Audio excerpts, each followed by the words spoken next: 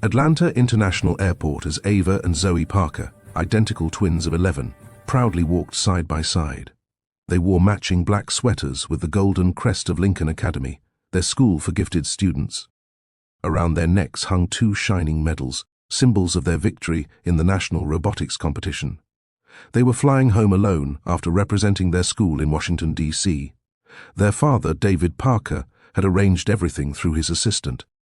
Horizon Air's flight 217 to Los Angeles was supposed to be simple, until it wasn't. "Do you think Dad's waiting at the gate already?" Zoe asked, clutching her boarding pass tightly. Ava smiled. "He said he's in a meeting, remember? But his driver will meet us at the airport." The girls approached the gate, greeted by a smiling agent who scanned their tickets. "Seats 2A and 2 billions, first class. You two must be the robotics champions," the woman said warmly. The twins nodded proudly and stepped onto the jet bridge, their medals gleaming in the bright light. Inside the cabin, the world changed. Businessmen in suits filled the front rows. Some gave approving smiles, others frowned as if the twins' presence disturbed the quiet elegance of first class. The flight attendant, Ms. Lauren Hale, tall and perfectly composed, stopped them halfway down the aisle. "Excuse me," she said sharply, glancing at their uniforms. "Are you sure you're in the right section?" Ava handed over their tickets politely. "Yes, ma'am. Seats 2A and 2 billions. Ms. Hale studied the boarding passes, then the girls. These are first-class seats. Horizon Air reserves this section for full-fare passengers, not student programs." Zoe frowned. "Our dad bought these tickets." Before Ms. Hale could respond, a white-haired businessman across the aisle spoke up. "Let them sit. They've got medals, clearly, smarter than most of us." Laughter rippled softly, but the attendant didn't smile. The twins sat down, silent but uneasy. The hum of the engines filled the air as passengers settled in. 10 minutes later, Miss Hale returned, this time with a stern expression. "I'm going to need you two to step off the plane for a moment," she said. Ava blinked. "Why?" "We didn't do anything. Security needs to verify your tickets," Miss Hale said curtly. Zoe's eyes widened. "We already showed them at the gate." "Please don't raise your voice," the attendant snapped, looking around as if the twins were causing a disturbance. "Step off the aircraft, now." Heads turned. A few passengers shifted uncomfortably. An elderly man whispered, "They're just kids." Zoe looked ready to cry, but Ava grabbed her hand. "It's okay. Let's just go." The girls stood and followed Miss Hale toward the front of the plane, but before they could step out, a deep voice interrupted. "Is there a problem here?" The question came from Mr. Grant Wallace, the onboard manager, grey suit, silver badge, and a tone that carried authority. Miss Hale turned stiffly. "Sir, these two girls' tickets appear to be flagged for verification. Possibly fraudulent." Gasps broke out from nearby passengers. Ava's lips trembled. "They're not fake. My dad booked them." Mr. Wallace frowned. "And your father's name is?" "David Parker," Zoe said proudly. "He's—" Miss Hale cut her off. "That's enough, sweetheart. Come with me." Mr. Wallace nodded reluctantly, trusting his attendant. The twins were escorted off the aircraft and onto the jet bridge, where an airport agent waited with folded arms. "We've had reports of minors traveling on unauthorized premium tickets," he said coldly. Ava's composure cracked. "We didn't do anything wrong. Please call our dad." But the man only shook his head. "You'll have to wait in the holding area while we verify." They were led into a small side room near the boarding gate, where a security officer stood by the door. Ava tried to be brave, but Zoe's tears flowed freely. "Why are they treating us like this?" she whispered. Back on the plane, murmurs filled the cabin. The old businessman who defended them earlier shook his head. Unbelievable. Those girls didn't deserve that. Meanwhile, Miss Hale returned to her duties with quiet satisfaction. To her, she'd simply followed procedure. 20 minutes passed. The girls sat on cold metal chairs, their medals clinking softly as they breathed through their fear. Ava finally took out her phone. "Dad told us to call if anything happened." Zoe nodded. "Do it." Ava dialed. The call connected instantly. "Hey, Princess," came the calm, warm voice of David Parker. "You girls land already?" Ava's voice shook. "Daddy, we didn't even take off. They kicked us off the plane." Silence. Then the tone in his voice changed, cool, controlled, but dangerous. "Who did?" "The flight attendant. She said our tickets were fake." David exhaled slowly. You're at Horizon Air's gate? Yes, gate C14. Don't worry, stay right there. Do not talk to anyone else. Ava hesitated. Daddy, what are you going to do? David's voice dropped to a whisper of power. I'm going to make a call. He hung up. Within 2 minutes, phones began ringing in Horizon Air's corporate office in Dallas. By the 5th minute, the regional operations manager's phone lit up with a message marked Urgent, Priority 1 escalation from Parker Systems CEO. And by the time 15 minutes had passed, the pilot of Flight 217 received a call that froze him mid-sentence. Hold departure. Corporate orders. No one moves that plane. A storm had begun, and Horizon Air was about to learn who they had just humiliated. The waiting room buzzed faintly with the hum of fluorescent lights. Ava sat motionless, her hand clutching Zoe's, while the uniformed security guard stood by the door, shifting uncomfortably. They could still hear the distant chatter of passengers boarding and the announcement echoing from the gate. Flight 217 to Los Angeles is delayed due to operational adjustments. Zoe sniffled. Do you think Daddy's mad? Ava shook her head softly. Not mad, just serious. They didn't know that miles away, on the 47th floor of a sleek glass skyscraper in Los Angeles, David Parker, CEO of Parker Systems International, had stopped an entire board meeting mid-sentence. His phone was still on the table, screen glowing with the missed call notification from his daughters. His chief of staff, Ethan Morales, looked up, confused. Sir, should I continue the quarterly review? David stood slowly, his calm exterior barely containing the fury rising beneath his composed face. No. Horizon Air just made the biggest mistake of their year. He picked up the phone, dialed a private line, and said 5 words that made his assistant straighten instantly. Get me Horizon Air's CEO. Within 90 seconds, he was connected to Thomas Grayson, the head of Horizon Air, a man known for his arrogance and slow apologies. David, my friend. What a surprise. Spare it, Tom.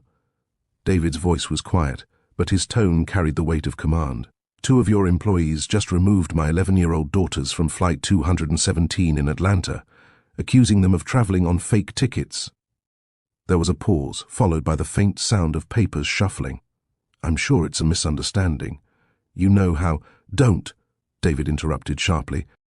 I'm not calling for excuses. I'm calling because your people just humiliated 2 children in front of an entire aircraft. I want the names of the attendants and your regional supervisor at Atlanta International. Now. Grayson hesitated. I'll have to check. You have 10 minutes, David said coldly. After that, I'll be calling the FAA and the press. My daughters have already been detained without cause. The call ended. David turned to his chief of staff. Ethan, get my jet ready. We're flying to Atlanta. Now. Back at the airport, Miss Lauren Hale stood in the galley, pretending to busy herself with coffee service. Her nerves were beginning to show. The captain had just announced an indefinite delay, and the murmurs among passengers grew louder. The elderly businessman in 3 degrees Celsius finally spoke up. Miss, this delay wouldn't have something to do with those 2 little girls you threw off the plane, would it? Miss Hale straightened. Sir, that's not your concern. Oh, I think it is, he replied, his tone cutting through the cabin. Because if this airline treats children that way, I'll be filing a complaint myself. Her lips tightened, but she said nothing. Meanwhile, Ava and Zoe waited in silence, their small backpacks sitting by their feet. A female airport manager entered the holding room, her ID badge reading Cheryl Benson, Regional Operations. Girls, she began awkwardly, we're just trying to confirm your travel details. Can you give us your father's contact again? Ava crossed her arms. He already knows, and he's calling you right now. Cheryl blinked, unsure how to respond. Seconds later, her radio crackled. Cheryl, it's Control. Corporate just called. Priority 1 escalation from headquarters. They're demanding an immediate report on passengers, Ava and Zoe Parker. Cheryl's face went pale. Say that again? The voice repeated, firmer this time. Cheryl looked at the twins, realization dawning. You said your father's name was David Parker? Zoe nodded, confused. Yes. Why? Cheryl swallowed hard. Because he's our biggest corporate partner. Horizon Air's in a joint AI project with Parker Systems. Before the girls could react, Cheryl's phone buzzed violently. It was her supervisor, Grant Wallace, the same man who had watched them leave the plane. Cheryl, I just got off the line with headquarters. They want a full incident report, effective immediately. And the CEO himself is flying in. Her eyes widened. Flying in? Yes. David Parker is on his way to Atlanta. The moment the call ended, Cheryl turned back to the twins, her professional composure melting away. Girls, I am so sorry for the misunderstanding. Please come with me. We're moving you to the very important person lounge. Zoe frowned. Now you're being nice? Cheryl forced a nervous smile. Because this should never have happened. They followed her through the terminal, passing curious travelers and Horizon Air staff whispering into their radios. By the time they entered the private executive lounge, a corporate representative was already waiting, flustered, sweating, phone pressed to his ear. Mr. Parker's inbound. ETA 40 minutes, he muttered to no one in particular. The twins sat down on a leather couch, still confused but slightly relieved. Ava turned to Zoe. Told you he'd fix it. Zoe smiled faintly, wiping her tears. Yeah, but I think he's really mad this time. Meanwhile, at 37,000 feet, David Parker's private jet sliced through the clouds. He stared out the window, replaying the words of his daughters over and over in his mind. Children. First-class tickets, accused, removed. He clenched his fists slowly. He'd faced ruthless boardrooms, government hearings, even hostile takeovers, but nothing compared to the fury of a father watching injustice touch his family. Ethan glanced over. Sir, what's the plan when we land? David's reply was calm but chilling. Simple. Horizon Air will never forget the name Parker again. As the jet descended toward Atlanta, the ripple of his phone call was already shaking the airline's foundation. Inside corporate offices, emergency meetings had begun. Policies were being rewritten, public relations teams were on standby, and in a small lounge near Gate C-14, two frightened girls were about to watch their father turn a quiet act of discrimination into a nationwide reckoning. The twin glass doors of Horizon Air's very important person terminal slid open, and the atmosphere shifted instantly. The hum of conversation stopped as David Parker, dressed in a black tailored suit, stepped inside with a quiet authority that made every uniformed employee straighten their posture. His assistant, Ethan Morales, followed close behind, holding a slim leather folder filled with documents, and the weight of corporate chaos brewing behind them. David's eyes scanned the room and landed on his daughters. Ava and Zoe leapt from the couch, racing into his arms. For the first time since the incident, their composure broke completely. Zoe buried her face in his chest, her tears soaking his shirt. He knelt down, hugging both tightly. You did nothing wrong, he said softly, brushing Zoe's curls from her forehead. I'm so proud of you for staying calm. Ava sniffled. They said our tickets were fake, Daddy. The lady on the plane made everyone stare at us. David's jaw tightened, but his voice remained even. Not anymore, sweetheart. You're safe now. The Horizon Air Regional Manager, Grant Wallace, entered the lounge moments later, clearly nervous, his ID badge slightly askew. Behind him was Cheryl Benson, who'd escorted the girls. Both wore the same expression of dread. Mr. Parker, Grant began cautiously. First and foremost, let me say how deeply sorry we are for this misunderstanding. David stood, cutting him off with a glance that could freeze fire. You detained two minors, accused them of fraud, and humiliated them in front of a cabin full of passengers. That's not a misunderstanding, Mr. Wallace. That's discrimination. Grant swallowed hard. Sir, we had no intention. Intention doesn't erase humiliation, David said flatly. Show me the flight attendant responsible. Cheryl hesitated. Miss Hale is still on board, awaiting corporate review orders. Bring her here. Grant nodded at a nearby employee, who sprinted out of the room. The silence that followed was suffocating. Ethan took a step closer to his boss. Sir, the media's already sniffing around. Word's out that your daughters were removed from a Horizon Air flight. TMZ and CNN have both called the comms team. David exhaled through his nose. Good. Let them call. Moments later, Lauren Hale, the flight attendant, entered the lounge. Her posture was rigid, chin lifted high as if she still believed she had the upper hand. But when she saw the man standing before her, one of the most recognizable CEOs in America, her confidence began to crack. David didn't shout. He didn't need to. His silence was louder than any anger could be. Miss Hale, he began calmly, can you explain to me, in your own words, why you decided to remove two 11-year-old girls from their assigned first-class seats. Lauren clasped her hands. Sir, I was simply following protocol. Their tickets appeared to be issued under a corporate code not typically assigned to minors. I believed there might have been an error. An error, David repeated. Did you ask them politely to verify that, or did you humiliate them in front of the entire cabin? She hesitated. I asked them to step off the plane. You ordered them off the plane, he corrected. Without verifying with the gate agent, without checking the corporate booking, and without a single ounce of basic respect. Lauren's composure cracked. Sir, with all due respect, David interrupted, his voice steady but sharp.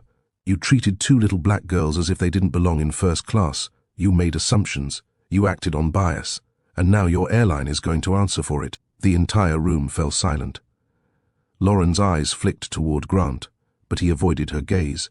David continued, voice low but full of restrained power. Do you know what it feels like to have your daughters call you crying from an airport because they were made to feel lesser? Because someone like you thought their skin color meant their tickets couldn't possibly be real? Lauren's lips trembled. Sir, I didn't mean— You did, he said simply. You may not have thought about it, but you did. That's the problem. He turned to Grant. Here's what's going to happen. Effective immediately, Miss Hale is suspended pending investigation. Horizon Air will issue a public apology within 24 hours, addressed directly to my daughters by name. And every single staff member at this airline will undergo mandatory anti-bias training. Grant nodded rapidly, sweat forming at his temples. Yes, sir. Of course. David took out his phone and typed a brief message. Within seconds, Ethan's phone buzzed. Ethan read aloud. Horizon Air shares down 3% in pre-market trading after reports of discrimination incident involving minors linked to Parker Systems' CEO. He looked up. That's already trending. David's tone remained calm.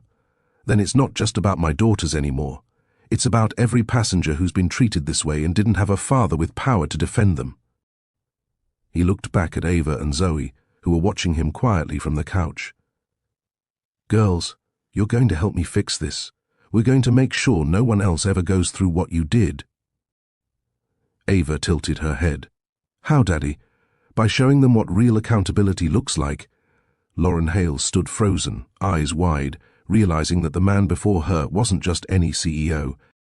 He was a father with influence, and more importantly, a father with purpose. David extended his hand toward Grant. Get your corporate PR ready. We're holding a press conference here at the terminal in 1 hour.